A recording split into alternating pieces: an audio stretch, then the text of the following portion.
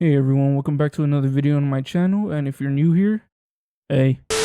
And today I'm going to be showing you guys how I made a stratagem system like in Helldivers 2. To start off, I made our button combination so that way the player has to hit it before they want to be able to even throw the marker. Next, I started off with the stratagems menu, which right now is just the 500 kg bomb because that's the main one that I wanted to work on. After this was the part that really started kicking my ass, which was making the stratagem collar, which is the little marker that you throw once you input the button combination. This is the part that really took me a while. I'd say this was the majority of it, just because of how much more complicated it was than I thought it was going to be. So to start off, I wanted to make sure that the marker only activates once we hit the floor. I wanted it to only stick to the floor, so anything that doesn't have the tag of floor, it's just going to bounce around it. So for instance, if it hits a wall or a rock, it's just going to bounce off of that. After the marker hits the floor and it doesn't bounce, we have a little delay to 0.5 seconds, just so that way it doesn't activate as soon as it hits it. We have a little bit of a leeway. And then after that, I activated a beam system, which is actually something that's pretty cool that Unreal Engine has, as well as the button combination system. I should actually show you guys that.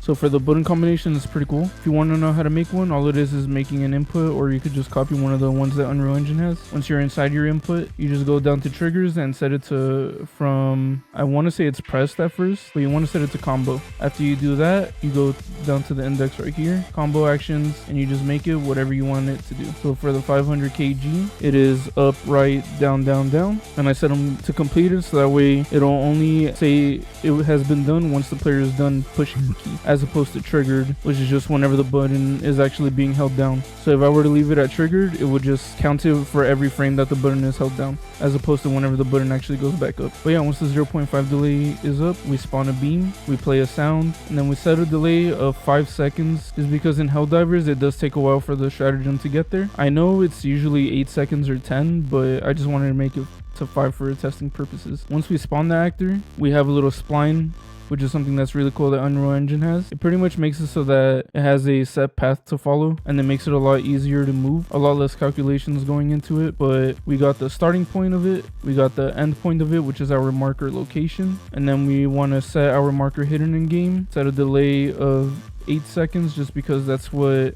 I had set to 5 seconds for it to spawn in, and then 3 seconds for it to explode. But yeah, that's all the logic for our stratagem collar. For the KG bomb, it was pretty simple. All we want to do is make sure that we get our speed for our spline and our distance, just that way we make sure that the actor doesn't go past the spline distance, which is what this makes sure of right here. Here, pretty much what we're doing is getting the transform, as you can see by the next node, and then we want to make sure that it doesn't go past that, so we just set it greater than or equal to, just to have a checker for both. For the equal part, it's because I want it so that once it is equal to it, an explosion pops up and the sound of the explosion, and then we destroy the actor. But yeah, that's it for the logic of it. I feel like I made it sound a lot more simple than it actually was, or maybe it just really is that simple for people that have a lot of experience, but this is what it looks like.